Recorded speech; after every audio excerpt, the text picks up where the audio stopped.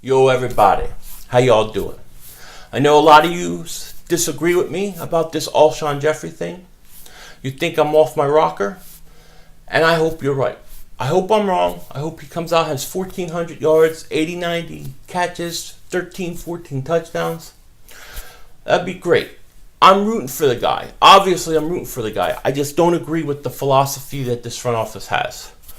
But I want to tell you a couple things. One, the signing I'm most excited about, the underrated signing, I believe, was the Chance Warmack. Getting Chance Warmack from Tennessee was a huge move. I think he's a very, very, very talented player who has underachieved in Tennessee. Now, you bring Warmack to Philly, and if they can coach him, I believe by the season end, he will be a solidified starting guard on this team.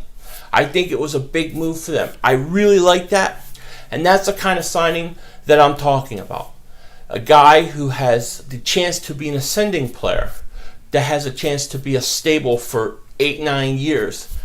But of course, they only signed him to a 1-year deal, so hopefully he can earn another contract. But I do like that signing. That's my favorite signing so far.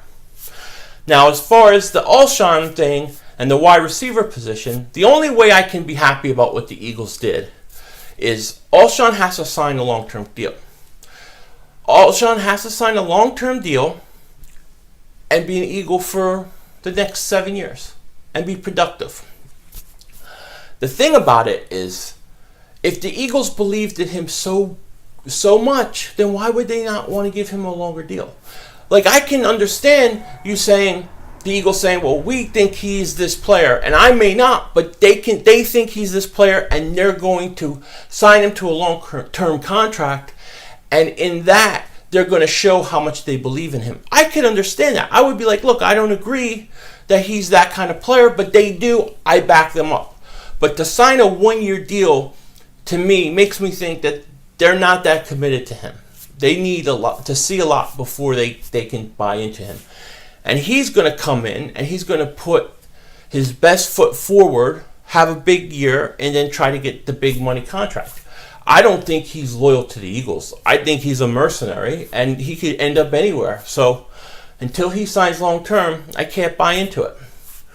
That's just my opinion. Now, I think it's very important that the Eagles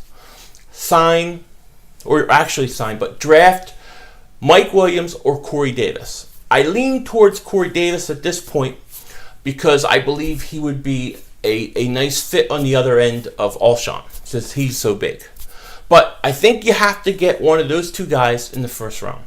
I think by doing that, that would go a long way to making me feel we're on the right track. Then in the second round, I would definitely look at Joe Mixon at running back. I think that I think he's going to fall late second because of his off the field problems. And then I would go third, fourth round defensive back. I would go 2 picks in a row in the mid rounds at defensive back. That's the kind of things that I would have to see and have to hear the Eagles do and see them do at draft day for me to feel comfortable with these signings. Because otherwise, I feel like we're just investing in 1 year. When you have a 1-year contract, to me, that's 1 year. Okay? Alshon has a lot to prove. You know? Torrey Smith has a lot to prove. These aren't guys that I consider building blocks at this stage.